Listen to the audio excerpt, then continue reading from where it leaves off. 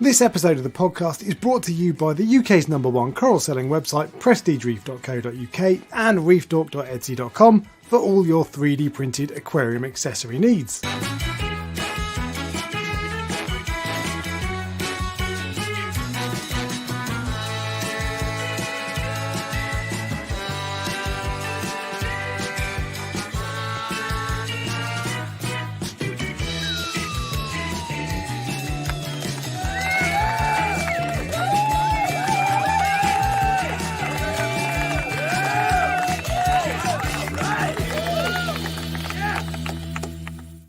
What's up, YouTube? And Spotify video podcast, now available as a video podcast. Ryan, hello. I'm Alex. Hello. I don't need to say who you are now. I just need to say hello, Ryan. I know. Perfect. It feels freaking weird, me out, though. I know. It feels unusual. I'm going to stick with it, though. I'm not going Okay. to say anything else. That's I'm not fine. going to say that prestigereef.co.uk is the #1 coral selling website in the UK, because we've just heard that. Yep, true. So I was going to plow on. Yeah. It feels so weird. That's right. We'll get used to it. Save it, Ryan. How are you? I'm good. Thank you. Everyone, Alex has already told me he's a little bit fragile today. Fragile. I'm not fragile. I'm He's just a little bit tired. fragile today. He's tired. He's an old man, you see. Yeah. So we have to go gently with him today. Oh, I'm sorry. Are you not tired as well then? I am also tired. You old bastard. Yes. Yeah. I'm also old. Yeah. So we've had different weekends, but both busy and intense for different reasons. Correct. I missed the thing that you went to go up north. Actually, funnily enough, so I was in Uttoxeter for a what's it called? A concert, one Ocean Colour Scene. They were really good. Yeah. And I went. When I was going up there yesterday. Sorry, I was going on a road, and I was like, this is the road I was on when I went to Signature Frags. Oh. So I recognised it, and I didn't have time to stop in. I was just knackered, but Yeah. yeah. So I was up north, and you were down at Love to Reef. Well, technically, I was also up north from where I am. Oh, of course, yeah. Up north. Everywhere is up north for me, basically. Yeah. You're on the sea, basically. But yes, I was at I suppose it's the UK's only event at the moment that has happened, if you see what I mean. So Love to Reef has happened 3 years in a row. I believe it's 3. And yeah, I went yesterday. There were 200 tickets were sold. I believe that I assume most of the people turned up, so roughly around 200 people. And it was actually a really, really very, very good day. I wasn't obviously I've been to the shows in America, which are also very good on a much larger scale. Yeah. So I wasn't sure what to expect, because this was the first time I've been to this one, but it was genuinely very, very good. So was Yorkshire Reefer there? I believe Yorkshire Reefer was there. I didn't meet I obviously I don't watch other YouTube channels, do I? I'm asking because I'm on Instagram trying to find someone who's posted photos or videos. Jay's Real Reef done. And Fish Palace, of course. Yeah, why am I looking at Jay's? Someone pointed out someone who they said was Yorkshire Reefer. I didn't speak to them, so if they're right, then yes, he was there. That's all I can say. Jay has posted one photo. Okay. I've gone to press share screen, but before I do that, I've got to go share entire screen to share. I hate this software. Anyway, here we go. Jay's posted one photo, yeah. But he has got a video coming up after the live stream. Yeah. And I'll see if Fish Palace has posted anything, but you might not have done. So the stream is likely to be. We'll see how it goes, because I was going to say it's likely to be cut short, because I would be asleep in an ideal world right now. But so it might be short today, but we'll see. Because this is you and I, every now and then, like you'll say, oh, I'm a bit tired today, I'm not really feeling it. And then 10 minutes in, it's like energizing because we're talking about corals, basically. Yeah. So I got plenty to talk about. So yeah, don't worry, I will carry us through this. We've got lots of stuff to talk about, but the plan today is not to do the usual features, news, fish of the week, coral of the week, all that sort of stuff. We'll do member questions and then all stuff, but yeah. And Ryan's going to try to sneak in fish of the week. Because for the first time ever, I have done fish of the week and coral of the week, and then normally I never ever prepare, and then Alex goes, "We're not doing that this week," and I'm like, "What?" You can roll them over to next week though, so true. But yeah, so Fish Palace hasn't posted any photos either. I'm sure I saw someone on Instagram posting photos, or maybe it was on Facebook. Oh, do you know what? That was it. It was Aquaprint. Okay. Did you meet Johnny Pryor? His name is, I think, the guy behind Aquaprint. There was a man standing behind the Acroprint stand. I assume that's who you're referring to. Yeah. I didn't. I think we gave each other the head nod like this. Yeah. People do. You must have had this in like before in shops or whatever, when someone recognizes you and they do this, and then back you go. So it's like it's an acknowledgement, and we did that. I am who you think I am. Yes. But, that's... So it was Facebook. It was where's the button? There's the button. Right, Facebook. Here we go. So this is Aquaprint. That was the guy I recognise. Yeah. On the left, I don't recognise. I presume that's Jose's wife. Guy second on the left here. That's Jose Duarte, who owns Reef Settlements. See, I didn't know that. I wanted to meet him. Oh no, and I didn't know. I didn't know that he. I also did the head nod with him. Okay. So I did a lot of head nods. Yeah. He probably thought you knew who he was, but okay. Because I would have. So I've met him before. I sold a coral to him years ago. I think we swapped corals years ago. Anyway, I'd like to. That was before he'd set up Reef Settlements. Yeah. Anyway, I'd like to meet him again, but and then obviously Saxby. Everybody knows David Saxby. Yeah. And then the guy on the right is Johnny. I think his name's Johnny Pryor. Aquaprint. Yeah. 3D printing extraordinaire. The second best 3D printer for aquarium accessories in the UK. After reefdork.exe.co.uk. Of course, .com. For God's sake, fine. I can never get it right. So actually, it would have been good to see. Obviously, Aquaprint is 10 times, 100 times the scale of what I do, and he does some really good stuff. Actually, you can see his little coral racks there, frag trays, frag racks, and all that sort of stuff. But there were other photos anyway. Shezart. Yeah. That actually, there was some paintings there which I really, really liked. There was one of a batfish which I liked a lot. I thought there were. No, I thought there were more of the. Yeah, okay. Anyway, we'll see in Jay's video, I suspect. But yeah, I've not seen any of those pictures. Shezart, CHEZ _art on Instagram, I think it is, and she does like reef-based artwork canvases. Yes, but they glow under, like if you put it next to your tank, it'll glow, it'll fluoresce under next to blue LEDs, right? Yes, that's correct. Yeah, Jamie has no willpower, and he bought one as well. As well as loads of other things that day. I did think actually one would look good here. It probably would. Yeah. See, she spoke to me about one. There was, as I said, I really, really like the batfish, and it wasn't overly expensive, to be fair. How much are we talking? Well, let's say some of her paintings I think were like 1,700. This one was like 170. The 1,700 one, I think was a massive clownfish one. That wasn't there on that day. That was like an old one I saw a long time ago. Yeah, okay. I asked about. I think the most expensive one on the day was 600, which was a big whale shark. Okay, whale shark. But this one was 175 pounds, I think. And even those, to have those framed and everything, I think they were like 80 or 90 pounds. So that's like a printed picture. Sorry to ruin everyone's illusion. It's not some sort of fine art. So I liked it, and then and she did approach me, and I just thought to myself, like, where would I put it? Like, you've seen my house. That it would go nowhere. It would be so out of like exactly. It wouldn't fit with the aesthetic you're going for. Yeah, or basically nothing.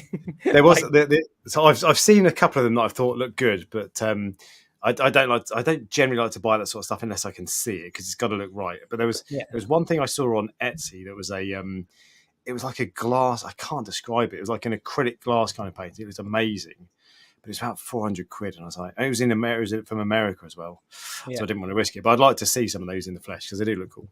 Yeah. Sorry.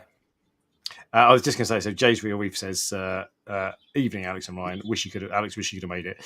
Yeah. So, and I don't know when this was. I don't know when this was announced. But it was announced after I'd already arranged to see my mates. And I see these are my mates from uni, who I see once a year. So, but next time. Do you know what the best bit is though? And I've told Alex this already. There was a bald guy there that people thought was Alex. Which was so funny to me. Yeah. I think he said it. He told me that I think it was a couple of times. He might even be in the chat because, like, he obviously recognized me, so he might obviously be. He must watch one of our channels. So that Jay's also just mentioned that it wasn't my Ferrari. I didn't have a Ferrari, But it was funny because Jamie and I obviously turned up in the Ferrari, and then a Lamborghini parked right next to it to go, look at a nice Ferrari, look at this. Imagine if I'd got out of that for that Lamborghini. That would have been, true. That would have been even better. A lot of money in YouTube, telling you. What I will say is that you were definitely missed. Like, I'm not just saying this to you. A lot of people spoke to me and mentioned you, if you see what I mean. Saying, I'm glad you're not here. Yeah. Because then the better one of the two, is representing the live stream. Yeah. It would have been really good to go there. So next year I'll do it. But we'll go to the next one, which is Aqua H in September.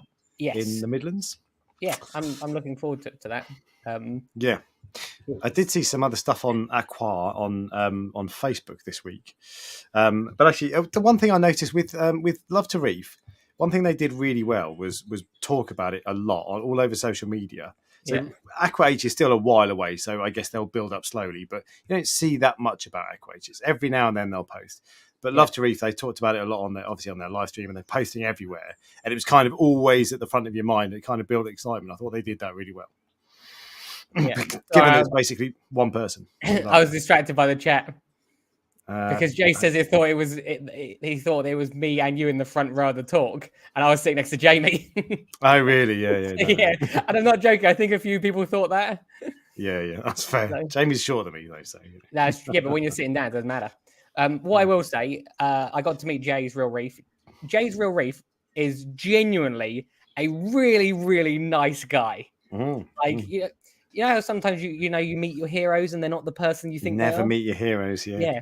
Well, Jay got to meet his hero. No, I was just joking. No, it was just, Jay was genuinely really nice. And I got a couple of corals from Jay as well, and he didn't even ask for anything in return. So yeah, Jay, we talked about this. You needed to get like a nice gold gunny off him. Literally, like I think I said possibly twice, mate, definitely once. So like, let me know what you want. And I was even going to bring something for him, and then I thought, because I was going to bring a really, really nice Montepora. It's like a real bright one. And then I thought, well, if he doesn't like Montepora, then I don't want to give him something he doesn't want, if you see what I mean. So I've just said, look, in the future, I'll sort something out for you. Yeah. It's funny because sometimes I've been given corals for free before. Sometimes when I bought them online and a free one arrives, and the person selling it probably thinks, "Oh, this is great. He'll love this." But I just think, I don't actually want that. So I end up taking it back to my well, I end up either giving it away, taking it back to my local fish shop, or selling it. Yeah. So. But yeah, because it's like because like you and I all the time we'll look at the same coral. I'll think it's awesome, and you'll think it's rubbish, or vice versa. It's so funny how personally. Yeah. All the time when people come to the coral farm, they ask for they go, oh, just pick some coral for me, and I go, no, this is your tank. You pick your own bloody corals. Yeah, because it's like it's personal choice. The first thing I do, I go, you see that brown piece of cabbage coral? That's what I'm picking for you. And then they immediately start picking. So there was actually one other thing. There was lots of things about the day which were nice. But one of the things I also got to see a fish I'd never seen before. Really?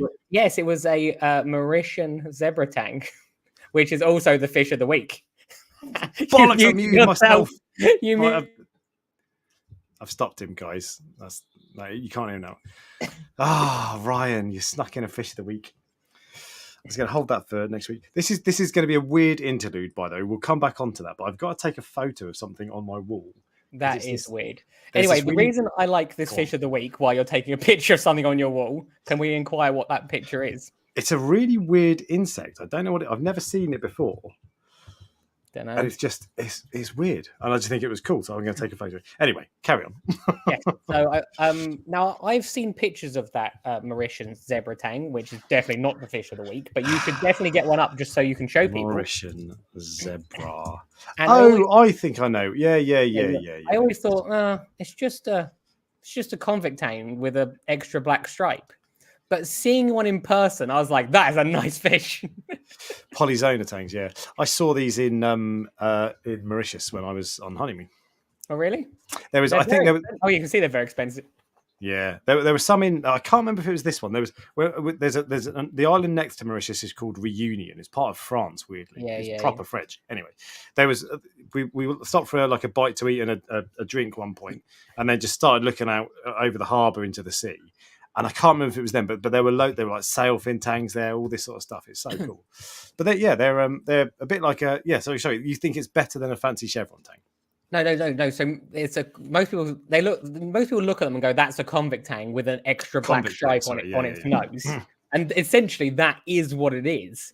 But when I actually saw one in real life, I was like, "That's actually a nice fish." I don't know why. Convict tangs are like probably 30 or 40 quid. I don't know what they go for anymore, but they're not a lot of money. You add an extra racing stripe, and all of a sudden they're nearly £900. Why are they so expensive? I assume because they come from Mauritius and so do sailfin tangs, or maybe they come from the Red Sea as well, or something. So gem tangs used to come from Mauritius, and they were also very expensive.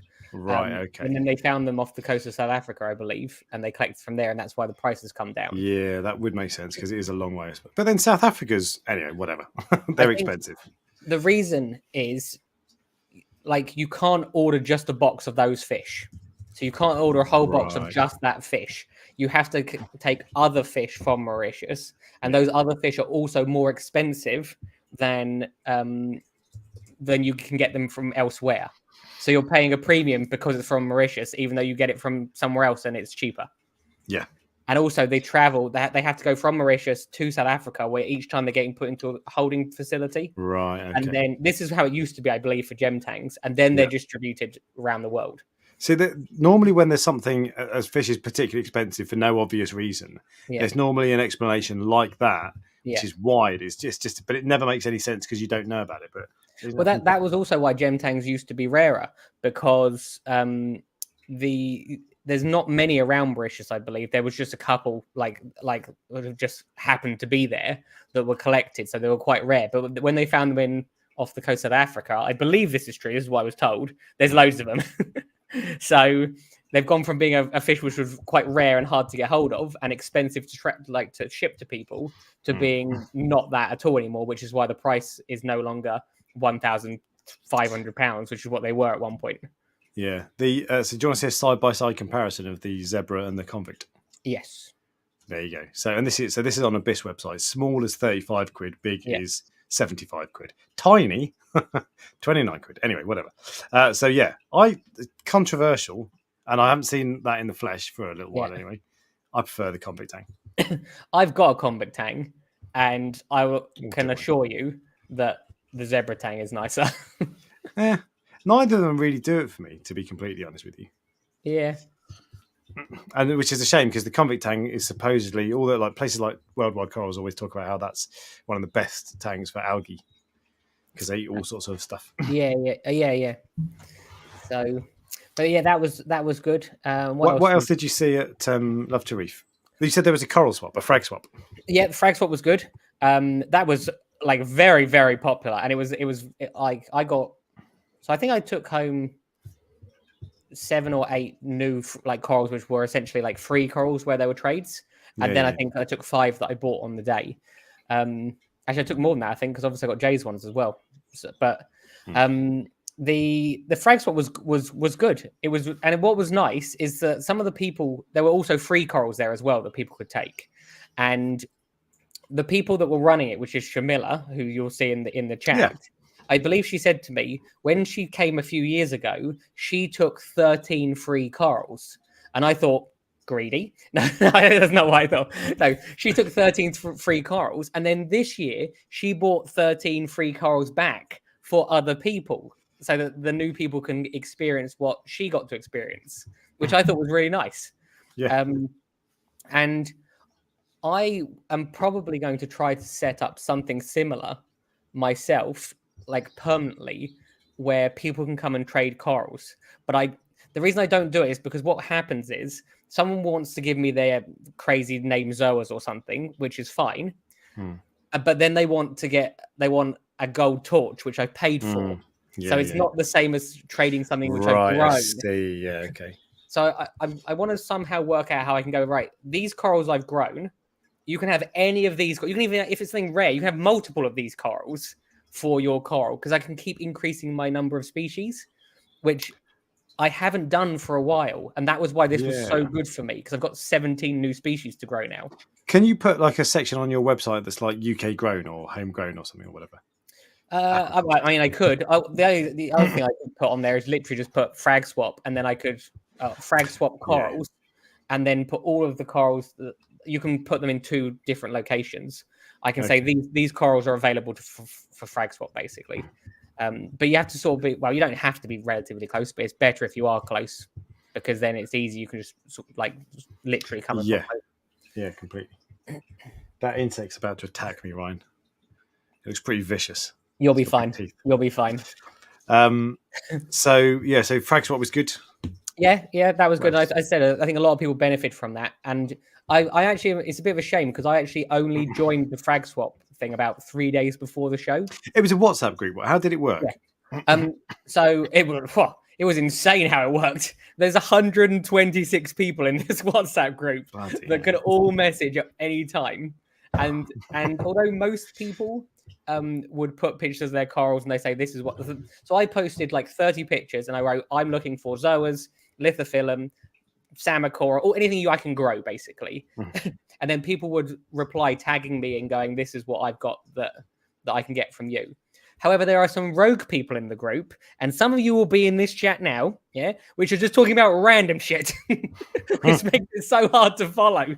Yeah. But what's not the group's still going. So I think 6 people have left the group, but other people are still chatting, and they're talking about not like frag swaps anymore. Yeah, just they're talking about like fish just stuff. Yeah, and I think it's nice. I don't know what it would be like for so I get a very different experience when I go to these shows because obviously I get to meet the people that watch the channel. So I've said this before. We just see a number that goes up, don't we? It's like, and you don't realize that that number is an actual person. Yeah. Whereas on the day, like people come up to you and they want to shake your hand and they want to. So someone came up to me and literally just went, "I gotta go, but I had to tell you, I love what you do."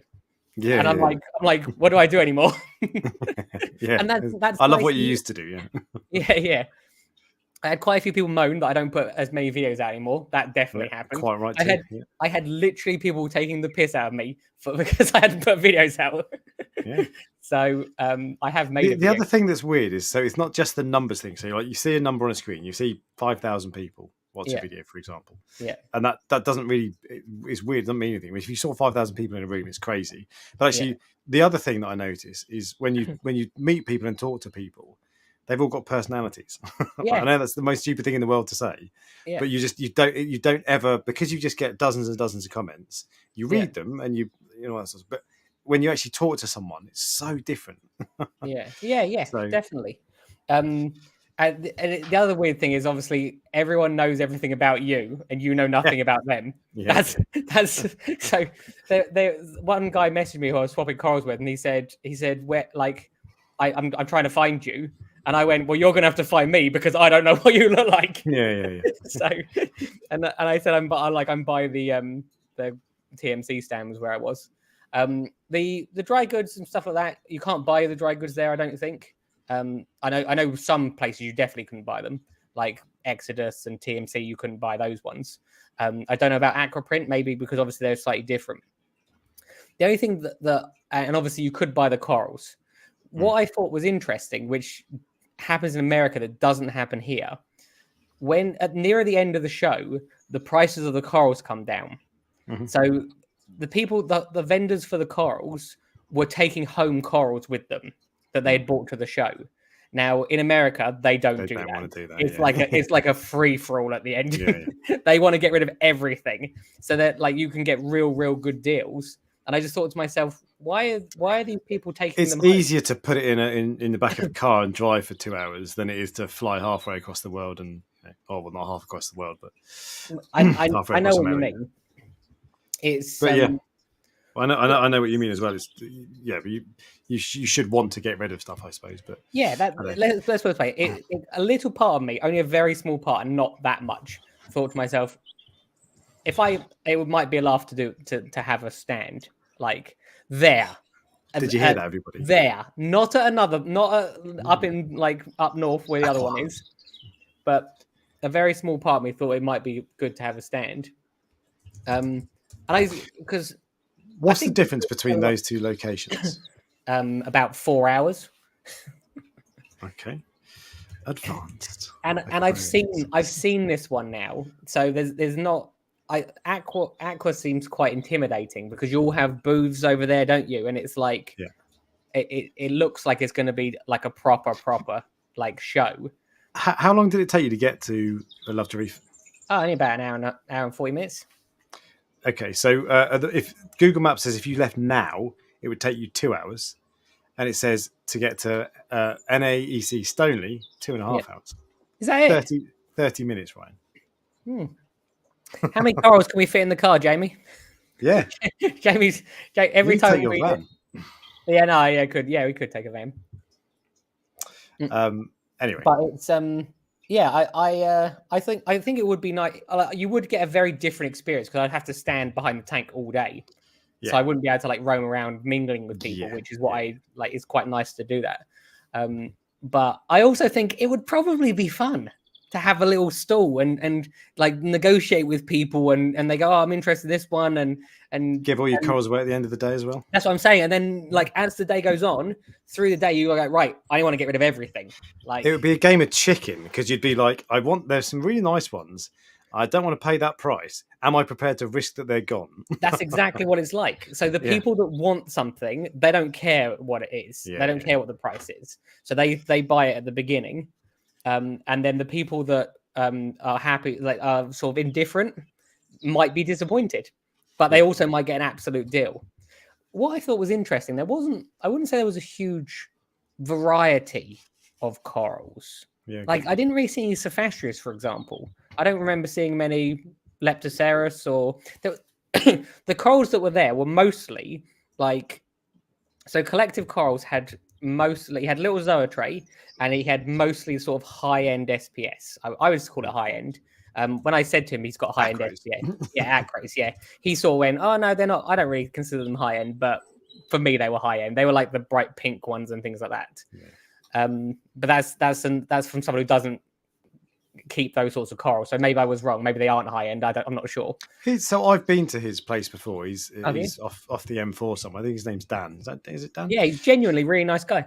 Yeah, really nice guy. So I bought a coral off him once on his website, and he dropped it off by hand. Oh, that is an excellent service. I've been to his place before. He's got some really nice stuff, to be fair. Yeah. But anyway, so I'm interrupting you. You were saying he's got high end. Yeah. So he had some like nice acros. And the other thing that I absolutely like, I love it when people do what they say they're going to do. And he didn't have the ability to give me a receipt when I was there. And I just said to him, like, obviously I have a company. I want to be able to put it through the company. Do you mind getting me a receipt? And he said, yeah, no problem. And then he got someone to take my email. And first thing the next morning, I think it was either last night or first thing the next morning, I got a receipt from him. And I thought, like, there will be loads of people that would not have done that. This is lesson in life, right? And this is reef keeping is the same as life, basically. But if you want to be good at a job, any job, doesn't matter what the job is, tell someone you're going to do something and then do it. That's all customers care about. It's so good if you can just do that sort of stuff. But anyway. Yeah, so that was then. And then AAC had another stand and they had sort of two different types of tanks. The first one was a white light full of clams. And what I liked was when you put your hand over the clams, they closed. Yeah, so I saw a photo somewhere of a load of clams, actually. Yeah, because you do see clams sometimes, like in shops. And if you put your hand over them and they don't have any reaction, that's not a good clam. Do you know, I used to think that the clam guy in America who does videos with BRS. Can't remember his name. He runs a place called Clam Mania. Actually, I've seen that when you see his stand, the clams are like this. They are massive. There's like a billion, and they're all different colours. Anyway, so he was saying I can't remember when it was, but he did a video like when he just sits and talks to BRS Ryan. And he said that's a myth. That doesn't mean squat. Oh, that's interesting because I've always lived by that. Like I've only had 3 clams, I think, but But it's still cool though when you do it and they all close up. It's like it's the same with the Christmas tree worms. You do that and they all like go. The other thing I liked was that they were an appropriate size as well. So clams need to be, I tennis believe, ball size. No, they need to be over like 4 inches, I think, right. To be photosynthetic. It's either 3 or 4 inches to be photosynthetic. It's the tiny ones, they don't survive. They're photosynthetic. It's just I think it's the percentage of their energy that they get from. And actually, I've had a small Durasa clam before. That was fine. Yeah. But Durasa. But the Maximas and the other ones, Crocers and all that, supposedly are a bit. I don't know if that might not be true. But the smaller ones supposedly. You don't want to get a small one. Because as they get older, apparently, there's no facts here, remember? Exactly. They transition from being, they obviously are filter feeders, but they get the majority of their food from filter feeding. And they turn into photosynthetic over, I think, 3 or 4 inches. So if you're going to buy a clam, buy a big one. The bigger, the better. Yeah. I'm going to potentially have 2 clams in my new tank. But I don't know if the light will be strong enough, so I might just have to have a Durasa. No, you have a Regal Angel, aren't you? No, actually, probably not. I bought a clam and a Regal Angel on the same day once. Did they go in the same water? They were fine. They were literally fine, and like completely fine. I wouldn't recommend it to other people. How long did you have them together for? Oh, probably a couple of years, I think. Oh, really? Yeah, that's I did it for a long time, and then I sold the clam in the end. I can't remember who took it. One of my local customers took it. To be fair, the only fish in my tank that bothered my clam when I had one was a cleaner ass. It's interesting. Constantly pecked at it. Yeah, and he was brazen about it. He didn't wait till I was in a different room. He just peck at it, and then it would close up, of course. And then as soon as it opened up again, he'd peck at it again. Yeah, that's the reason I had to get rid of him in the end. So. And then AAC's tank, the other tank was a blue tank, and again it had sort of a section of like tenuous, like in the middle, so that like you see what I mean. They're quite high end, fancy like things like corals. And then there were some. I bought a lithophyllum from there. I bought a chalice from there. I can't really remember some of the other stuff. There was like some grafted chalices. They sold immediately. I saw them at the beginning. They were quite expensive. They're about £140, I think. But I don't know. I don't know what they would sell for. I don't know how rare they are, if you see what I mean. But they looked quite expensive, but they sold immediately, so they can't be that expensive. You see what I mean? Nice chalices are worth spending money on, though. I saw a really nice one today. I went to Reefkeeper Rugby. I saw a really nice one, but I think it's the same that I've got from you in the past. It's red, and then it gets nice gold colours and all this sort of stuff. But Bugatti, I don't know. I can't remember what it's called. But no, nice chalices they're worth snapping up. I'm just going to open my door because it's a bit hot. Keep talking. Hang on. That's all right. I hate when you do this because all of a sudden I'm like, my brain goes blank. So there was that, and then after that there was one final coral tray, which was Eco Marines. Now I didn't get a proper look in that tank. I'll be honest. So I can't. So I sort of scan the trays and go, what do I do and don't have, and that's how I recognize corals. So a lot of the Eco Marine stuff I had, which is why I don't remember what it was, but they did have some St. Thomas mushrooms, which I haven't seen in ages. There was like a blast from the past. They're like these red frilly mushrooms, like green furry mushrooms. They're like the red version. And but they were about £80, and I'd already spent a lot. Well, that looks like the COVID virus. I had one a long time ago. Okay. So yeah, they were What is Eco Marines? Do they sell to the trade? But they sold to the public that day, but I believe they are for the trade only. Yeah. I can't say for sure, but yeah. No facts here. So, never any facts. James Reef said, "Did I visit AAC shop?" Yes, I did. I did visit the shop there. They had some like big acros in there, like big ones. So I saw you see people like dribbling as they're looking at them, and I'm looking at them going, "Not for me. No, I'm gonna have these nice little pieces of things like encrusting pieces that I know that will grow and I can put on the website." That's how I buy coral these days. If you could go look at this amazing master scully, I'd go, I don't want it. And if you go look at this like red lithophyllum, I'm like, well, I haven't got that. I'll take it. That'll grow quick. Yeah, that's literally what I think now. Yeah. I bought some relatively common, not common, but people wouldn't consider them fancy. I bought a tub stellata, for example, which I think is a relatively common SPS coral, but I haven't got it. So I wanted it. Yeah. So that was, I would say, the corals. I'm trying to think what else. And the final thing that I would mention is that the speakers. I didn't see the first two speakers. I'll be honest with you. Who were they? The first one, I think, was Jeremy Gay. Oh, really? Friend of the show, Jeremy Gay. Yeah. Okay. Yeah, friend of the show. Yeah, So, and yeah, I did. I spoke to him very briefly. And the second one was the person who I now realise is the person who owns Reef Elements. So, but you sort of get distracted. And I didn't realise that the shows, the talks were starting.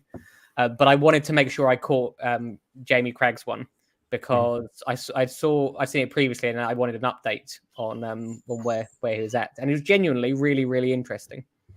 Yeah. So it's I like the stuff he does. Obviously he was like, I would say that he is without a doubt the coolest person in the industry, and not because of whoa, hang on a second. I'm sorry. I'm sorry. He just has this like persona about him of just being cool. Is that cool to people like us, or actually cool? No, I actually just think he's actually cool. Yeah, okay. And this is what Jamie said to me on the way home. He just went, "That Jamie Craig's guy, he's well cool." And I'm like, yeah, I see what you mean. I've never met him. I saw him at the talk at Coral Freaks 5-6 years ago, but he doesn't have. So I think this hobby can give people a god complex. I really do. I think. And it's sad for me when I see that. What do you mean by that? It builds an arrogance inside people, and some people might say it about me. So, and if that's how they feel, then that's fine. But I will always tell you I don't know something, won't I? Yeah. But I do think it builds an arrogance in people where they're like, I can keep this, which means I'm an important person. Better than you, yeah. Yes, and I just think to myself, if you value yourself as a person based on what's in a fish tank, you need some more love in your life. This is true, yeah. Because you're not getting enough of it. But there was no ego in Jamie Craig's place. None at all. And by far, he would be the most intelligent. Like he would. He's got all the reason in the world to be that person, and he just doesn't. I just thought that's what I thought was really nice about it. He also had a lot of time for people to ask, just random people asking questions. Just approach him, and he'll tell you. And the other thing I thought was interesting was, so he was the first person who worked out how to breed corals in captivity in the world. And I believe so. Yes, I believe so. He even discussed how he did it and what he was focused on, and some of the things he was focused on was like. Look, I was very tired by that point, so I don't take a lot of information. But like it wasn't just like the lunar cycle and the temperature cycle and things like that. It was like something to do with like the Earth's rotation or something. Like what I've seen he did a what's Frag Garage. There's a Canadian coral selling website called Frag Garage. Adam, is it? He does a podcast called Beyond the Reef. And he had Jamie Craig's on recently, and Jamie Craig's was talking about the process of, it's all trial and error basically. Yes. But it's like if you and I did trial and error, we'd be like, let's turn the temperature up, let's turn the lights down, all that sort of stuff. Yeah. The stuff he was talking about to get to the stage, it was stuff like that of like Earth rotation, all this weird stuff that, he was talking to, obviously he knows people in the world of who study reefs and that sort of stuff, who could tell him about various things, and it's very, very. I actually remembered this from the talk. If you break into an Acropora, look at it. Like, have you ever done this? You can, if it's old enough, you can see all the eggs, like the egg bundles there. Yeah. And I had a barley green slimer. I did it. I remember years and years ago. I fragged, and I looked in it after that talk. Everyone went home and cut a piece of coral that day. Just to see. But what was interesting, it wasn't the age of the coral that matters. It's the age of the polyp that matters. So it's not the size of the coral that matters. It was how old the individual polyp was. I'm not sure how that works with regards to. I'm assuming when it grew originally. Yeah. I think. So potentially I don't know, but that was interesting. I thought, I just thought, and he just does it in his kitchen. Literally just does it in his kitchen. I know, I've seen the Like, tank. Yeah, I'm like, but this is insane. his kids are really into it as well, I think, which helps. Yeah, Which they wish you would, because like that's a if you're a I don't know how old these kids are, but if you're a young kid, that's a pretty cool kind of thing for your dad to be doing just at home. And just as I said, he had a lot of time, I think, for people. And what was nice, as I said to you earlier, he asked to come here, and he's more than welcome to come here. But I thought to myself, I'm not ready to have someone of your knowledge come to the farm. But I think he took about 17 of my corals in the end that are now going to be grown, he said, at the Horniman Museum. So I asked if they'll go on display, and he said eventually, in theory, they should. So I'm assuming he's doing something out the back with them first. But he's studying them to see if famous corals are more hardy than non-famous corals. Exactly. And I got some of his in return, which is also cool. Yeah, because he referred to them as legacy corals. I don't know if that meant that was one that he grew originally, or that was one of his original mother colonies. But a coral that he made from nothing, basically. I think that is what it was. Yes, but I'm not 100% certain. Not just one that he fragged, one that he egg spermed into life. He's invented these raceways, which you saw, I think, on the original. When we watched their coral frags, I don't remember this part, which makes them really, really efficient. I thought, I wonder if you could use that for flow, or does it have really minimal flow? Is this so? It's got like a floating bottom, so the water goes underneath it like that. It was a V shape, and it I was did see that. Yeah. But I don't know if it has really low flow, because that's where the corals are meant to be settling, or if you could use that sort of system just for a normal frag tank. That again, he did. I think that was on the Frag Garage podcast, Beyond the Reef podcast. I think he showed a clip of that as well. And it's one of the things about Jamie Craggs and what he does. He gives, because he's a researcher, okay, so he's a scientist, so he's not doing this to make money. He just gives all of this knowledge away to everybody. It's open source, completely open source. Yeah, because he wants more people to do it, and then that means that loads of people who've got money will go and invest in it and spread. It's amazing. But that to me, because nobody does that. Do that. Everybody, if you create a process, like the Colonel Sanders isn't telling people how to make Kentucky Fried Chicken, is he? So if you create a process that's something like that, that's so difficult to create, the idea that you give it away is just so alien, but it's brilliant. It's so good. I wonder if that's the sort of thing that could make, if he had, because he said in the speech that he had to pay £2,500. I'm not sure what that got him, but it meant that he didn't have to put it behind a paywall. Maybe he had to pay for. Yes, that was his paper. Yeah. I remember. I wonder if that's the sort of thing where he could have got very rich off of it. I don't know. I'm sure, because it's a bit of a niche industry. But if he hadn't have done that, and he kept it to himself, and he only gave it to the people who would pay for it, I wonder if that was something that he could have got very rich from. I don't know. He probably, but he would have made money from, as in, or maybe it's the university, not him, or the museum, but whatever. I don't know.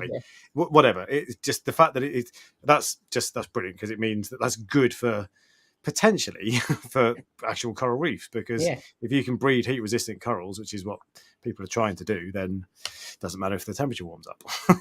But what's interesting is anyone who is listening now has the ability to do this in their own home. Now, he says that, but the process is quite arduous, I think, because you have to get up in the middle of the night sometimes. It's not just that. You have to breed the corals. You have make them spawn. You have to breed the urchins. You have to breed the phytoplankton to feed the urchins. And you have to time all this because the urchins get too big, so you need them to be the right size when the polyp is starting to grow. I've just realised. So when he says in the talk, anyone can do this from home. Well, theoretically, you can. I mean, of all the people who could do it from home, in theory, I could do it, because obviously I've got like a farm, if you see what I mean, and a lot more time than most people. But would I want to do it? It seems quite intimidating. Yes, that's what it feels more. I'm sure when you've done it a dozen times, same as everything, I'm sure when you've done it a lot of times, it becomes easy enough. But to start, it feels like there are many traps for the unwary, and you just make mistakes after mistake after mistake, and you'd be like, ah. Yeah, it's the sort of thing that I would like to. Like you'd like to go and work with him for a period of time to see the entire process from start to finish. Because even things like culturing phytoplankton, if you don't know how to do it, it seems intimidating, doesn't it? But in reality, it's basically just a light and water, and like it's not that difficult. Yeah.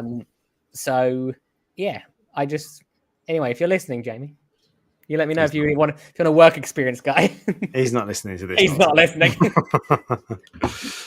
He did actually. So I've said before, I messaged him ages ago and asked if he'd like to join the stream. Yeah. And he doesn't check Facebook, so he didn't get back to me. But about 2 years later, he picked up his message and said, "Yep, I'll be up for it. Just give me a shout." But we don't really do guests, so. What I will say, now that I've met him, I absolutely would condone it. Not condone. You know, like you understand. You'd be up for it. You'd be up for it. I would. Yes, I would. Okay. It's a shame because asking him there would have been the perfect opportunity. I'll see if I can dig out my message. We're like buds now. I got his personal number. Have you got his number? Yeah. Ask him. We'll do it. I'd be well up for that. Because he probably would, and I would probably have to keep my mouth shut for an hour and a half or 2 hours because I'd have no input. It's gonna be hard. It would be hard. Yeah. But he is genuinely what would be nice, like when there's you have the chat, when they're doing the speeches, things come up and you want to ask questions, but you don't want to interrupt. So you keep it and then you forget. Whereas in this circumstance, we can interrogate him.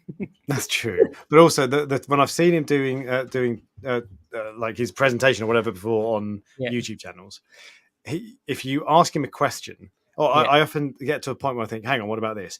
30 seconds later, he's answering your question. Yeah. So you just got to let him talk.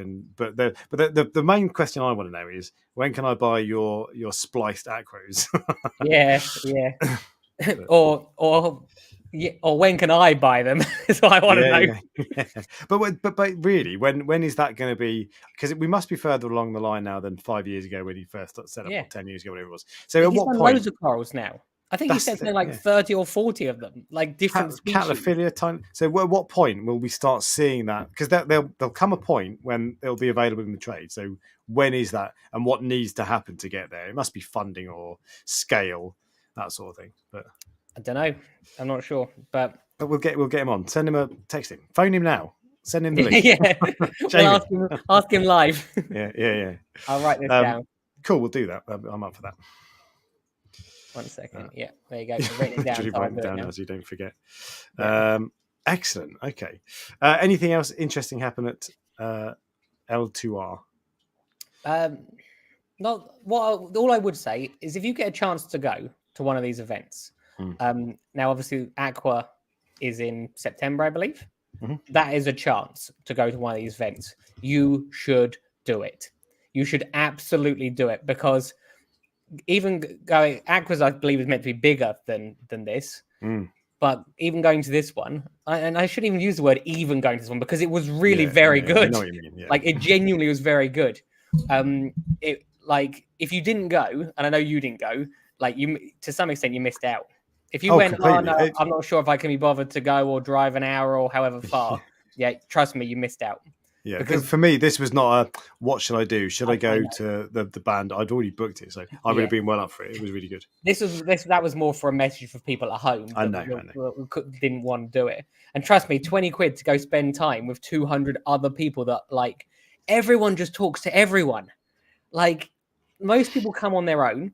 There are little small groups of people that, like, know each other. I bet that puts people off, because actually we were going to talk about fishy friends today, but I bet that puts a lot of people off, because most people in the hobby don't have mates who are into the hobby as well. You might meet people online that you kind of talk to, or maybe you'll see someone in the shop, but you don't have mates who you talk to. Whereas when you go to an event like that, you're surrounded by people, and everybody, like, you can just turn around to anybody and go, "Right, mate, do you like corals?" And then you're talking for 2 hours, you know. Yeah, it's not. You don't even do that. Literally, you're like, while you're standing there, you're like, "Oh, I really like that one." You can talk to yourself, and then the guy next to you is like, "That is a nice one. I'm thinking about getting that one too." Yeah, exactly. You know what I mean? And like, you don't get that ability anywhere else, really. You get it at your local fish shop, kind of, on a very, very minor Small scale. scale, yeah. But usually what happens is you just end up becoming friends with the owner of the fish shop, who is Yeah, busy or the and staff, doesn't yeah. have time to talk to you, but you don't realize that you're being a problem for them. Yeah. And remember, I was that guy too. Yeah, for sure. Yeah, so that's, I mean, that leads us nicely on to that. Oh, do you want to do member questions first? We'll do member questions. Just one last thing before we do move on. This is Aqua H. These are all the vendors that are going to be at Aqua H. 12 quid for Aqua H, by the way. It's a bargain. And this is all so far. There'll be more there, I think, as well. Yeah. So, yeah, get your tickets. Absolutely. I'll be there. You're going. Not that that makes any difference to people, but like either of us, not just you. yeah. But and I will be there this time, yeah. So, member questions. So I posted for once I was organised. Well, I wasn't organised. You were organised. Yeah. And I posted the link for the live stream a week ago. And I think normally people look out for it at the end of the week. So there aren't as many questions. But anyway, first question is, this is from Rigsy, who says, "Hi, Mr. Dork. I think I won a membership last week," which was James added some memberships. Thanks for that. So I thought I might as well ask a question. I did comment last week, but I think you didn't catch it. Just comments. I see like 2 out of 1,000. Yeah. Have you considered doing a movie type video on setting up a reef tank with your new build? The reason I ask is I used to keep African cichlids, and a UK YouTuber called Bolly12345 did this about 10 years ago with a step-by-step guide on how to set up an African cichlid tank, and got over 1 million views on the video. I think he was averaging similar views per vid as you at the time. I asked. Excuse me. I asked. You paused for a dramatic effect, then. To cough for the benefit of the podcast people. I replied and said, "What do you mean by movie type?" And I think he didn't reply because I only replied. But I think he means like an hour long, basically. Yeah. And I had a look and found that video. That video was 53 minutes long. I didn't watch it, but I have a video that's basically that. It's only 18 minutes long. Yeah. But that's how to set up a saltwater tank. That's getting on for 700,000 views now. So that's a lot younger than the African cichlid video, so it will end up on 1 million views. But that video took literally months of planning, probably 6 months of planning and research, because I wanted to make sure I watched all the other setting up a tank videos, all the other videos on YouTube, all the guides on the internet. I wanted to see what people were saying that I thought was what they were missing out on. There's no point just making a video that someone's already made. You've got to make it better. It took weeks of filming and editing and scripting and all that sort of stuff, and it cost me. I spent about 1,000 quid on all the stuff to set up the tank. Obviously, I sold some of it, but either way, that was a huge effort. Expensive video to make. It was not even if I could spend the money, that's fine. It was all the effort really, and the time that went into that. That was a huge effort video, and I did it over Christmas because I had a week off work or 2 weeks off work or whatever, and I can't. Because I've already done that for a start, so I just couldn't put in the effort. And I could just make a video that's an hour long and just turn the camera on and talk. But if you're going to do it, you might as well do it properly. And the way I make videos, part of the reason that my videos are never that long is because I record millions of little clips of B-roll, 10-second long B-roll clips. And if you do that for an hour-long video, I'd be there for months. For ages, yeah. So I like the idea, but... I try to make videos that I want to watch, which is why my videos aren't long. So I don't want to watch an hour-long video personally. There are loads of people who do, obviously 1 million views for that one. But I want to watch short videos, which is why my videos are all 5 or 10 minutes long. If you can start making videos that I want to watch, I might actually start watching them. You make the videos you want to watch, which is all your like. Mine are usually pretty short. Actually, well, I don't even make videos anymore, do I? Really? No, but you do the same thing because you make videos about topics that you think deeply about and all that sort of stuff. That I find interesting. That's why I'm stuck at the moment, because like if I have to be really interested in something to make a video on it. So and I haven't thought of anything that's like weird and interesting at the moment. I wanted to just mention, obviously, there's a lot of love in the chat for Fish Palace, who's just come in. I don't know if you've seen it. Fish Palace is the person who organised the show yesterday, Love to Reef.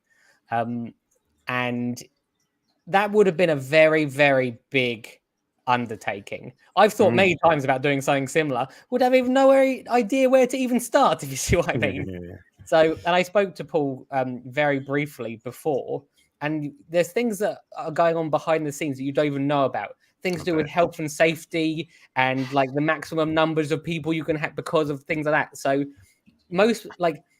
everyone just turns up and has a good day, but there had to be one person that had to organize it for everyone else. So that's normally I don't say nice things about anyone, especially you. But, so don't be jealous, but like fair play is what I'll say. Credit where credit is due. Yeah, basically. So he has a YouTube channel as well, so you can go and subscribe. You click on his avatar and subscribe. There you go. Fish Palace. Anyway, back to the questions. Final member question. This is from Shamila Butters, who ran the Frag swap. Yes, yeah. I spoke to Shamila quite. Yeah, actually, we didn't actually finish. Very briefly, Shamila organized all the frags, and they were like she had like 6 pages of stuff she was walking around with everyone's names on and what coral goes to where, and no one was allowed to put their hands in the tank because obviously if someone took something else, Shamila was basically the frag police. And do you know who broke that rule all the time? Me. Oh no. So I put corals in there which weren't on the list. and I put my hands in the tank and I was told off multiple times. Good. Think you're special, don't you? Someone had to keep me under control, and Shamila did a very good job. Even something like that. So you talked about organising the whole show would be take a lot of work. Something like that. I did. I bet a lot of time went into that. Yeah. No. And the other thing, so Shamila had to stand there next to the tank the entire time, so no one would come and take corals, if you see what I mean. Yeah. Okay. So people definitely made sacrifices. Sacrifice. They made sacrifice. They couldn't have enjoyed the day like we enjoyed the day, or I enjoyed the day because I had the freedom to go do whatever I wanted. So So I think there was a few people there that made the show happen. Cool. Anyway, back to the question. Shamila's question is: I know goniastria can sting, but do they play nice together? After receiving a beautiful glitter goniastria from Ryan yesterday at Love to Reef. Uh-oh, you're expecting me to know the answer to this question. I don't think I've ever had a goniastria, so I don't know is the honest answer to that question.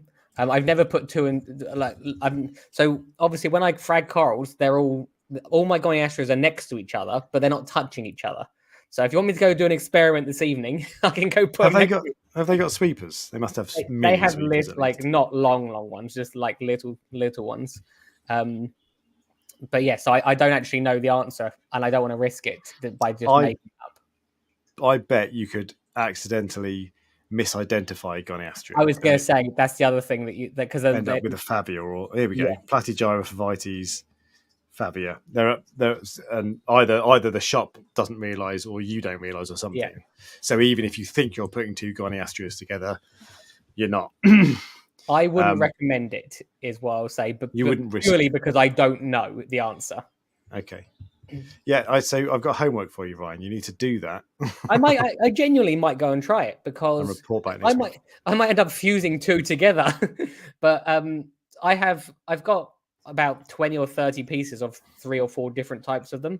So I might go put two of them together tonight just to see, just out of interest. If Jamie Craigs can go and cut up scollies to see if they're at breeding age, I can go do this, can't I? You can put 2 corals next to each other.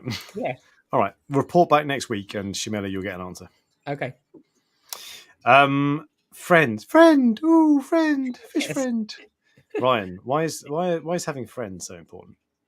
So it was actually my idea to do this. 99% of the time, you think of the topics we talk about, and I sent you a message going, "We should talk about how important friends are in the hobby," and you replied, "Are you serious?" or something like that. Yeah, and I didn't mean are you serious? I meant, no. Did you mean that? Because if so, we'll do it. Yeah, you thought I was joking. I think. Yeah. And then I called you up, didn't I? Immediately, because I wanted to explain the concept of it. And I went, "If you had a problem tonight, who would you call?" And you went, "I'd call you." And I go, "There you go. Yeah. That's why it's so important." Yeah. And it fits in nicely with the Reef show because people met each other and became friends, I'm sure, at that show. But we're very isolated. We're a very, very isolated community. and loads of people hate each other for some reason as well. So I think that if you can find local people that is not your local fish shop, so people that go to your fish shop that you can develop a friendship with, you can swap frags with them, you can they can look after your fish if required. When you go on holiday, they can come and like maintain the tank for you. If you need someone to help move a tank, they're forever in your debt. I was going to say, this doesn't sound like a friend. This sounds like an employee. Well, all I've done is list all the things I'm doing for you. Yeah. So what I was thinking is you were going to talk about it, because we talk about corals quite a lot, right? Yes, yeah. Not just like on once a week or whatever. We text and call about it all the time. Yeah. And actually, most people don't have that, and actually, you end up. I think you've said before, like, and a lot of people go into a fish shop and they'll tell the shop owner about their corals or whatever, and the fish owner will probably be polite to a point, but if they get that all day long, they don't have time for it, and it's not going to be a two-way conversation. Whereas if you've got a mate you can talk to about it all, or a little group, I actually think I've when you have something all the time, you eventually take it for granted. Yeah, I actually wonder if that is what I have experienced with you, if you see what I mean. Well, if I get a cool coral in, you're the first person I take a picture of and send it to you and go, look at what's come in. And if I didn't have that, I'd be like, well, who am I going to show it to? It enhances the hobby because suddenly you've got some, because like if I tell, actually, to be fair, my missus is semi-interested in some of the stuff. It's not the same. It's not. No, it's all right, Mrs. Don't worry. But if I told one of my mates, for example, if I was like, "Oh, I've just got this new gunny and it's got a bit of blue in the middle," they'd be like, "Don't care, mate." But you and I would be like, well, actually, if you told me that, I'd be like, "It's boring. I'm not interested." But that's usually what happens. But I think there's two sides of it. You are correct. I was thinking of the practical side where you can ask them for favors. Whereas you're thinking of like the actual friendship side. I'm just learning that our version of friendships are very different. I'm like, can this person do something for me? But yeah, it definitely makes a big difference. And I actually said, so after Jamie dropped me off from the show yesterday, I'm not a particularly emotional person. No, I don't always say the right things. And when he got out of the car, I just went, I actually genuinely really, really I really enjoyed spending time with you today. And he looked at me and went, I love you too. And I went, why can you not? Why did you ruin this for me? Because I thought to myself, I want to say something nice because he just driven me there and driven me back. And then he ruined it.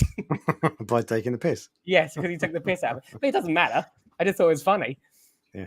But yeah, so I would say I have lots of customers, and I have even more people that follow the channel, but I have probably three very close fish friends, and they make a big difference. You're thinking, who's the third one? Who's this third? That's exactly what I'm thinking. Oh, it's Jamie Craig's now. No. I have so I know an owner of a fish shop which I've known. I know the guy. Yeah. So, but So if I had a problem, one of you three people would be the people I would call. Or if I was going on holiday, one of you three people are the people I would ask to come help out. So yeah, it makes them. So go out and make some friends. We have to stop being isolated weirdos, and we have to actually talk to each other nicely. Because prior to, actually, I think 99% of reefers are nice and nicer than most people. We're a good cross section of society. But so before I met you, basically, I don't think I had. Did I have mates? Yeah. So the way I met people before, so you're by far and away the person I talk to more than anyone. But the way I met people before was selling corals. So Ultimate Reef, it's the best place to buy and sell corals, apart from prestigereef.co.uk. And you meet people, and they'll come round, and you have a chat and all that sort of stuff. And you might meet 1,000 people. Just because of the way things work, 900 people, not your cup of tea, or whatever. Just you like them, but they're not friend material. But every now and then you'll meet someone who is very similar to you, or whatever. And even the conversations that you have, just generally, you'll never have a bad experience but you'll meet people that way. It's harder to meet people going into a shop and just being like, all right, mate, do you like that clownfish? Yeah, I see what you mean. I think So where else do you meet people? The reason I said about being like be nice to each other is I get that impression actually from the forums and from Facebook rather than in real life. So you are correct. 99% of people, in fact, probably 100% of people that you meet in real life, probably 99%. There will be still just some bastards out there. Are nice people. Yeah, it's but even and that God complex thing that I mentioned to you earlier, that also comes from Facebook.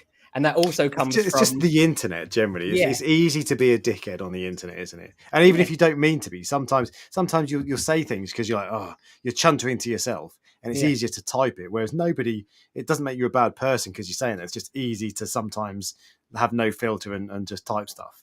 So even if someone's nasty on the internet, doesn't mean they're nasty people. If you meet them, because we're like social creatures, aren't we, humans? We need like physical interactions face to face. We're not supposed to sit on Facebook all day messaging each other. And it's so much better when you do meet people. Places like Love to Reef are really good because you get to properly mix in with people. See, I think obviously Jamie and I arrived together. I left, but Jamie was talking to other people, which I know he didn't know. So that's the perfect example. He turned up with just me. I was the only person. And he went, oh, wait, if you leave me, you're going to leave me on my lonesome or something like that, he said. And then 10 minutes later, I see him chatting to people. So, yeah, those sorts of places are a good place to meet people. So, yeah. Where else? How else? Ryan's tips on making friends. I'm terrible making. I've only got one friend, and that's you. Well, you had 3 a minute ago. I've only got 3 friends. That's you're one of them. So that's the quality of those friends is pretty low. I don't know. I think to be honest, it is difficult because it's such a niche hobby as well. Actually, coincidentally, my last house, my neighbour, literally opposite the road, set up a reef tank as well. And this was before I started the channel and all that sort of stuff.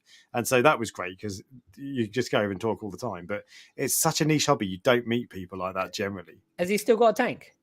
I moved house and I haven't kept in touch with him. Where does he live? I need his address. I'll send him some advertising. Yeah, he lives in Havant. Or he might anyway. So the other thing, I used to go and buy tank breakdowns. This is how I first started. I used to buy tank breakdowns and I used to sell them in individual pieces. And there was someone who used to be on the channel quite a lot called Tim, who I would very, very, very, I used to refer to him as Fish Weirdo. I would go down the pub with him and we would talk. The only thing we had in common, we were 2 very, very different people, but the only thing we had in common was our love of fish and corals. And we used to go, at one point, we're going to the pub once a week on a specific day just to talk about that. And other people in the pub, one day, a woman came up to us and she went, I've been listening to you for about 40 minutes now. And I'm so intrigued by what you're talking about. I have to ask because what you're saying things like jack-o'-lantern leptoceros. That's not a word. And Hollywood stunner chalice. It sounds like you're talking in code. Yeah, exactly. What dodgy deals. But for us, we can talk about it completely fluently. And I go Hollywood stunner chalice. You know exactly what that is. But other people don't. Yeah, so having means nothing. Yeah. Yes. So it's almost like you even have your own little language with each other that other people don't understand either. And because it's so niche, it's not just like fish keeping is one thing, but saltwater fish is so niche. And I think people are. This is probably a generalization. It might even be wrong, but I think people who keep saltwater are more obsessed. Like you get more, or there'll be a higher percentage of people who are obsessed with it rather than freshwater or other stuff. And there's a guy I work with who got an axolotl recently. You know, those little funny, squishy lizard type things. Yeah. And it's a freshwater amphibian, and I have no interest in it whatsoever. But he was like, "Oh, you keep fish, I keep an axolotl," and I was like, "What I would say was, no." Do not talk to me. Yeah, I was like, that's not the same. But even then, like, and I obviously you want to talk about it. So I was like, oh, tell me about. And within about 3 seconds, it's like we've exhausted all the commonalities here.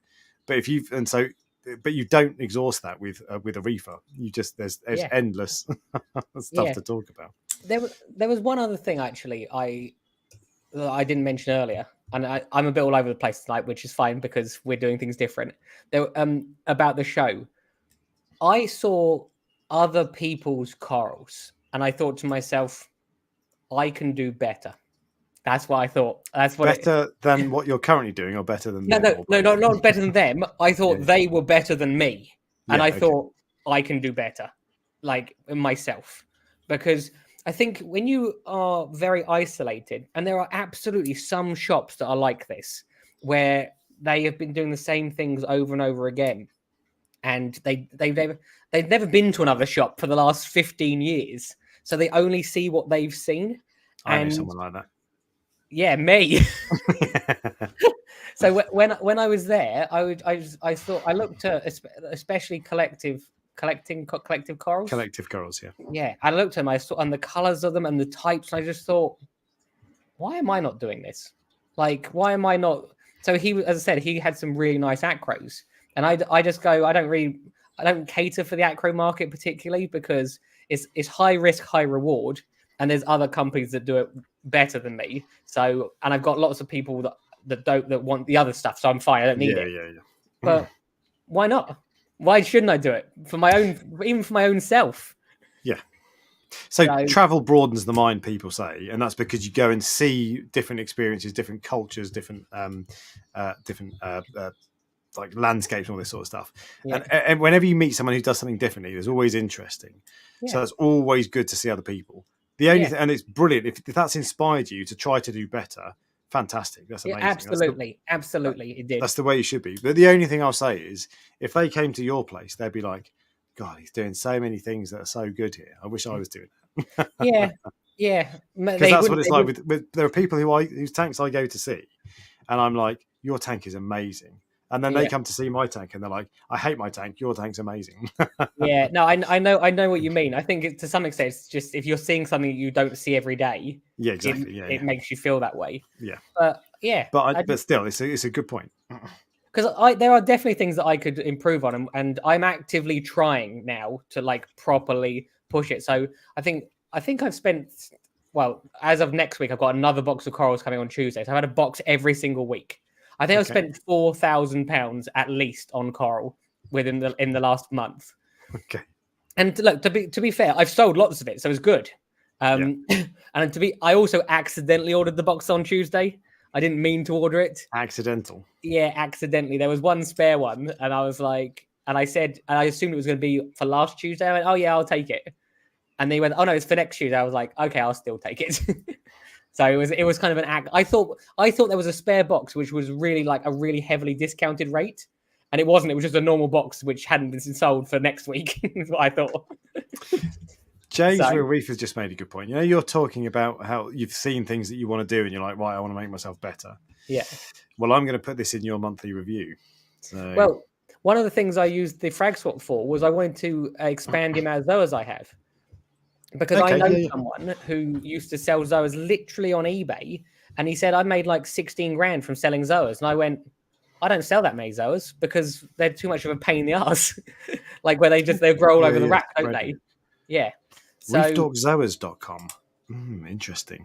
But and this was just literally a guy with one tank. And how true? I don't know if it was true or not. People sometimes exaggerate, but and at eBay obviously as well, you sell things well cheap on there usually. So I'm starting. I've spoken to a few people who have Zoa setups in their garage, and they're all actually pretty impressive for hobbyist level. Yeah, but they all say to me that you don't make that much money, and they might be playing it down, but they say you don't make that much of money because it's like it's a lot of work, and like the last guy I went to see, I can't remember where it was a few years ago now. I was probably there for 45 minutes, and that was a quick stop. And so there's a lot of time invested, and you've got to spend money and all these sorts of things. And there's always fragging Zoas and single polyps and growing them is a pain and all that sort of stuff. Yeah. But Zoas are really popular. I'd like to see more Zoas, like a whole Zoa section on your website. Have you got blue-eyed blondes? No. I've got billions of them, and they're lovely. I'll give you some blue-eyed blondes. That's because we're friends. See, other thing, you get to give corals to people. Free corals. And you get free corals, or you can like bank corals. So Jamie bought a Tenuous yesterday, and I went, are you sure you want that? Yeah. because you know what they're like. It was a big colony of Tenuous, and he went, "Do you want a frag of it just in case?" And I went, "Not really." So I probably will end up taking a frag of it, but like it's one of those corals that makes you nervous, doesn't it? You've had Yeah. Tenuous, you know better than me.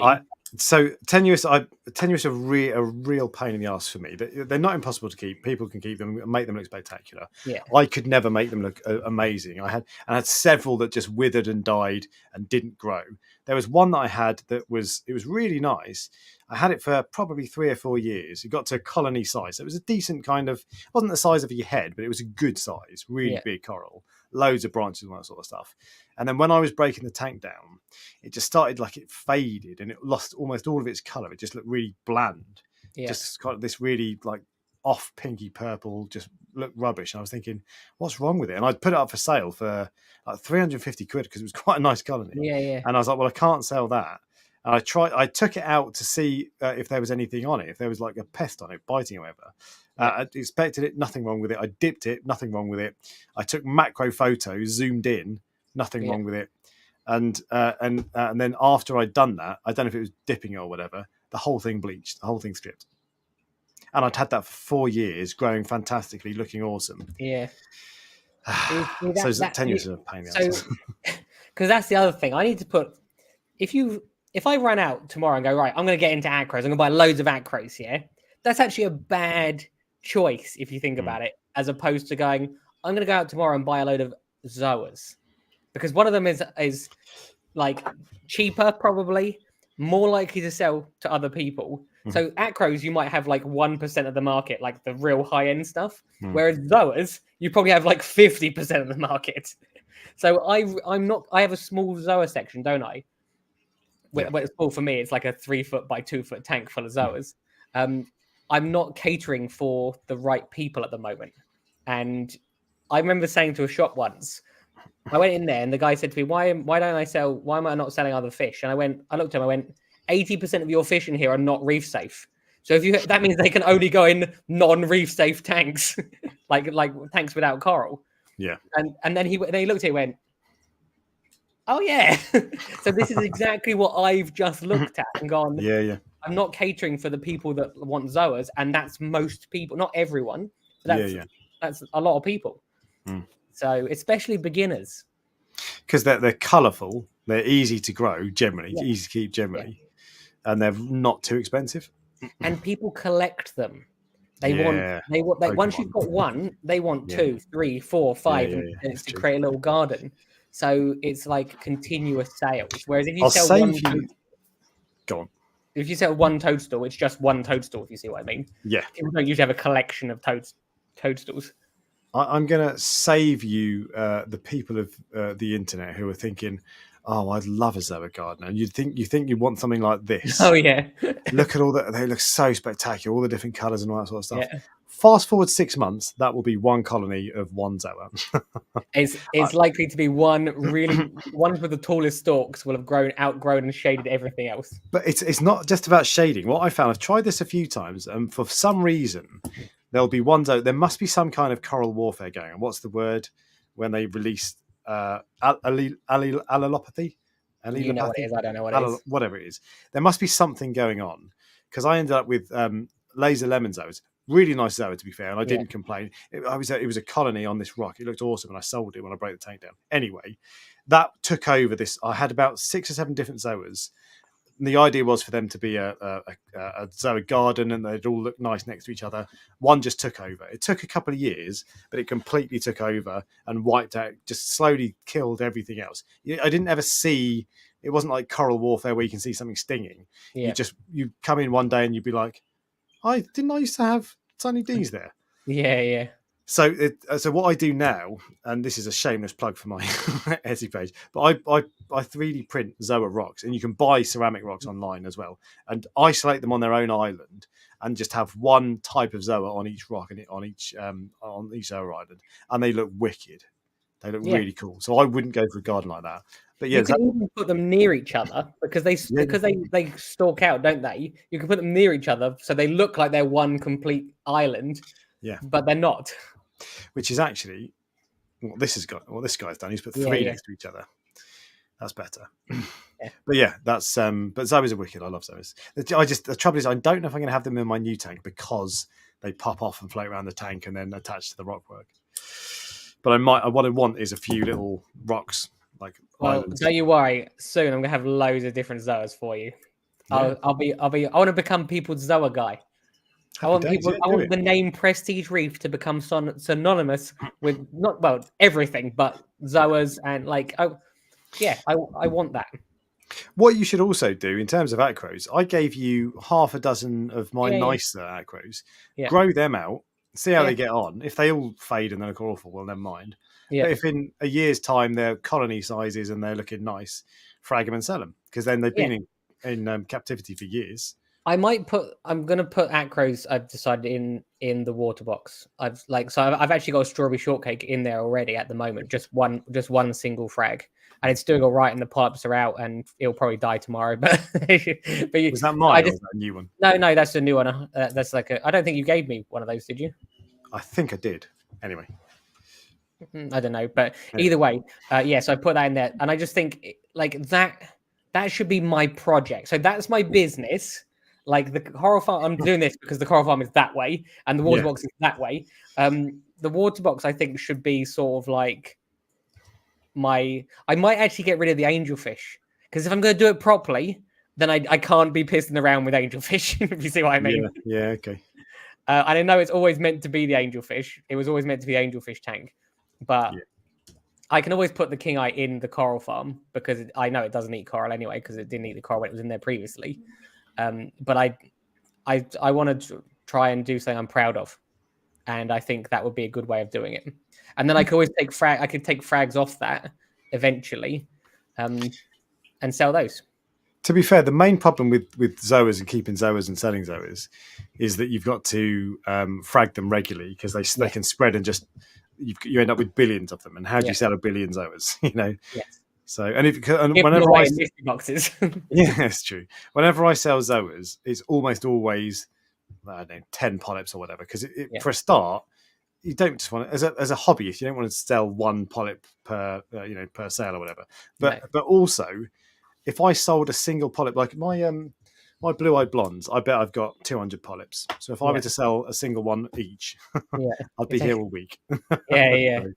You'd be surprised. So how often people buy corals from the website and they'll buy like 2 polyps of, I don't know, utter chaos. And then when they get it, it's got like 15 polyps on it. And that's because at one point when I fragged it on the first day, there were 2 polyps. And since then it's grown another like 13 of them. And I can't be bothered to go, oh no, I'm sorry, but I haven't got 2 polyps. I just send it and go and start again.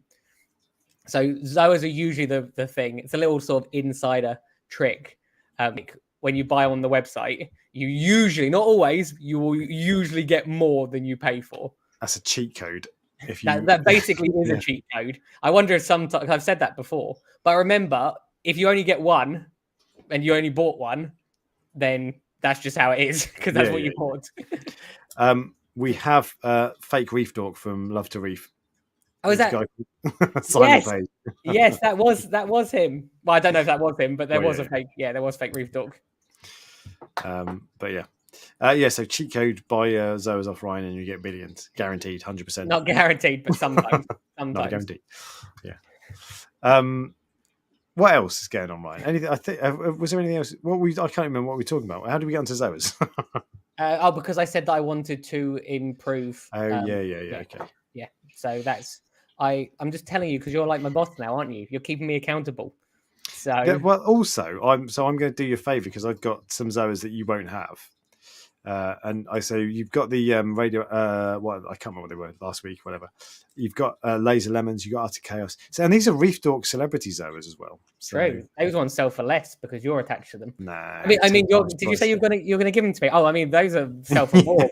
Exactly. They've got your name attached. But I'll see. I'll find some more Zoas. I've got a really nice one. I don't know if it's Sunny D, but there's another one I've got that's really nice. That when it's growing out, I'll give you that as well. But we'll build up your collection. Yeah, that's what I want. I want to try to like. I think I'll be. I'm always very honest. I got complacent.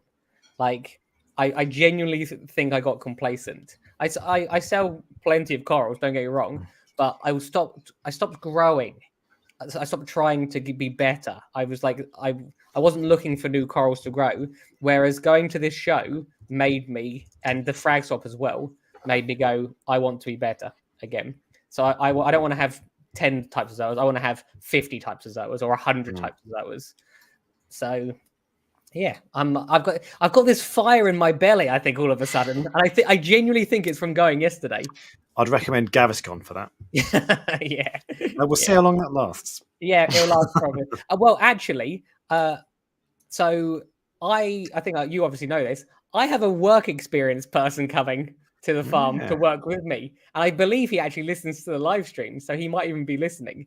So don't you worry, work experience person. This is what we are going to be focused on. You are going to be keeping me accountable. And also, Ryan has money to buy corals. So what you should do is go and research Zoas. Find a load of your favourite Zoas, your top 10 Zoas, and present a list to him on day one and be like, these are the ones you should buy. True. And then he has to buy them. So. True. Yep. So what are you going to do by next weekend's live stream, Ryan, with Zoas? Well, I can't frag them at the moment because your fish are in there. And although although it's very, very unlikely there'll be an issue, I mean, if you're happy for me to frag them and there's a potential problem with your fish, then by all means. But I'm specifically not touched that tank at all since I put them in there. I would crack on. If you're really worried, just put some new carbon in or something. But okay, fine. No, the only reason I'm worried is because remember I had the purple tank for 17 years. It died. Yeah, I fragged the corals, fragged the Zoas. The next day, the purple tank died. And is there a connection? I don't know, but I don't want to do it with your fish. Okay, I'm hoping so. This weekend, the tank is now. I didn't know that. Seller Marine's closing down. I just read it in the chat. Sad news from the Midlands. Seller Marine. Is that in Stoke-on-Trent? Firstly, is that definitely true before we just read that out? That's the point. There are no facts here. Let's go on to Facebook and find out and verify that. Seller Marine. They've been around a long time. I've never been. I've bought from them a few times. Aaron's Aquarium used to talk about it. That's why I think it seems to... Oh, he was near... He was in Seller Marine, wasn't he? I don't know, was he? Yeah. It looks... here we go. Closing down sale. All stock must go. Yes. Seller Marine is going. Too much going on in my personal life. I just made the decision to close the shop. Okay, that's sad. It's closing down sale. It is tough. I'll give him a like. I'll give him a sad face. There you go. Yeah. I wonder why. But anyway, 8 years he's been doing it. Yeah. So he's doing a closing down sale. So if you want some stuff, probably cheap, go on Seller Marine on the Facebook page and buy everything off him. Even I'm going to have a look because sometimes you can get some. I mean, I don't know if he sells corals or not, but if he does, why not? Why wouldn't I have a look? Yeah, 100%. Yeah, go and take it all off him. Yeah. See, I'm looking to expand in other ways as well. So I'm going to start an invert section on the website. I just think if I can sell why don't I sell an urchin? Why don't I sell a starfish? Why don't there's no difference. The shipping process will be the same. There's no difference between an invert and a coral. No, okay. There's no difference in that shipping process. Have you posted snails and stuff before? No, but I'm sure I'm not saying you can't do it, by the way. I'm just wondering. I just think if I can ship an acro, which is like highly sensitive, why can't I ship a snail? Or why can't I ship an urchin? Surely they are less sensitive than an acro is. If I can dodge a wrench, I can dodge a ball. Yeah, but that's my theory anyway. So I actually got some. Do you see those pink cocoa worms I got? Yeah, really nice. They are so nice. Those are also in the Waterbox at the moment, and they will be for sale. But they're like crazy expensive. I picked them up without realizing. I just put them in, and then when I got them, I was like, "Wow!" Okay.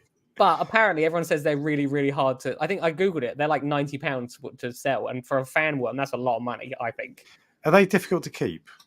I don't think so. I think they're the same as any of the other fan worms. Because even the brown feather... You get like the brown feather dust. I had one of them. I think they're all similar.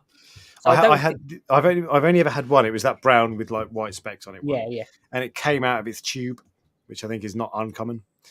And it No, just died. they're in the water box at the moment by themselves because there was another problem. If I put them in any tank in the coral farm, any tank, they will get eaten by the copperbands. Yeah. And the way I know this is because I did it once before. I bought those brown ones. I thought, oh, these will be fine. Put them in there. Immediately, the copperband ate it. I was like, that was a waste of money. There's also a difference between the brown ones and the pink ones. The pink ones have a hard skeleton. Okay. So the brown ones have like this, like it's like squidgy, tubey. Yeah, like I imagine it's like the cloth from a mummy. Like yeah, completely semi-rigid. Yes, whereas it's literally like a solid shell. Okay, that's interesting. So it's a different animal, different worm. I think I assume that. Yeah, it must be. Yeah. No facts here. Les, just quickly while he's sneezing, I do have some of. If you're talking about the Millipora, yeah, I do still. I have them, and they're still pink. So just to clarify, they're still pink. Fair enough. I'm going to do. So I didn't do weekend reefing. I'm going to do it very, very quickly. Okay. This is what the tank is looking like. The end. Yeah, basically. I've got the lights up. I've got the MP40s up. There's a cable sat down there that is not actually, that's no longer there. It's hidden. I've done all my cable tidying, as we know. And so I was going to do, next week, my video was going to be on all the equipment. Because I've been taking it slowly, which you don't believe I have. Next week, it's just going to be on lighting and flow instead, because I've not got all the other equipment in as yet. Well, not set up anyway. But yeah, it's going along slowly. But the reason why I was thinking about that is because actually I bought a heater today. What I need to do tomorrow with a bit of luck or some point this week is drain it, fill it back up again, put salt in it. Then I can start the cycle, put my rock in it, and then I can get my fish back off you. That wasn't why I mentioned it. I know, but I'm just keeping you up to date. Yeah, no, that's fine. Let's put it this way, it's going to be a pain in the ass to catch them all. So I have to take all the Zoa trays out, won't I, to get them? Yeah. So I'm not looking forward to that either. Did you say you've got a little sandbox in there for the wrasse? Or is it just... Yeah, when I very first started 4 years ago, I put a sandbox in every single tank. Right, okay, yeah. But all the sand is now all over the place, I think. I don't think they have any sand in them anymore. The reason I ask you is because I still haven't decided if I'm going bare bottom or not. I think I'm going sand. But I'm like 60-40, and I keep he'll be fine. I've literally seen him. Like he doesn't sleep in the sand. He sleeps up against the glass. So the rack's here, and then the glass is here. He sleeps under the rack, up against the glass. But is he happy? Just because you can see him? I did ask him, and he was like, "Yeah, please don't send me back." I miss Alex. Yeah, no. But anyway, I don't know. I'm still going back and forwards on it. I change my mind every 5 seconds, and there's pros and cons to both. And you'll put sand in there. Probs, I've got sand. Yeah, you'll put sand in there. It's not like you can't have a good tank with sand. No, people have it, and I actually don't think it's that bad having sand. So, yeah. All right. Well, I really am flagging now. I know you're tired. So I did 95% of the talking, probably. I'd say. I know. I've just had to sit here. So we will wrap it up, but we'll do news and all that sort of stuff next week. We'll be back with a proper one. And just quickly, there's two things I want to mention. Firstly, Coral of the Week is a blueberry pie Zoa. No. Yes, I got it out there. Blueberry pie Zoa, bastard. Because I bought one yesterday. Don't like it. It's rubbish. Horrible. Yeah. No. Which one is it? There's about 10 there. It's just blue and green. This one? So yeah, probably that one. Probably. And because I'm assuming you're wrapping it up now, aren't you? Certainly am. Yeah. Screw it. So I'm going to put a discount code out for tonight. The only reason I thought about not doing it is because obviously Sell & Marine is just doing their thing. But there's a discount code out, which is discount 20 in capital letters. So discount, capital letters, and 20. Because I've spent... Just put it in the chat. I spent £4,000 or something on coral. I need to sell some more. Okay. So, yeah.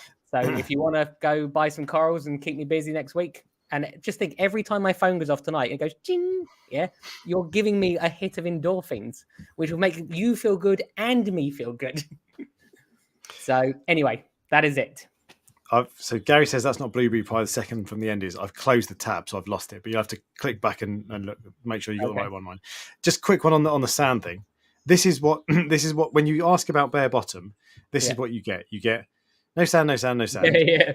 and then you get sand, and there'll be people who I'm not saying this is what these guys are doing.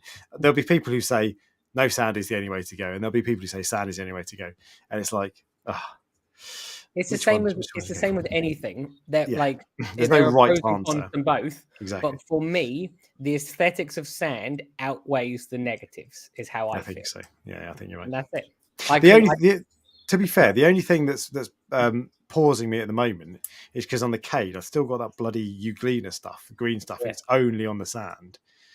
That's it, and it's just pissing me off. But that doesn't. To be fair, if that was a bare bottom, that doesn't necessarily mean it wouldn't have it. Yeah. So. But I think I probably will go sand. But anyway, right, I'm gonna go to sleep. Enjoy. And bye. yeah, see you later. Bye. Cheers, guys. Bye.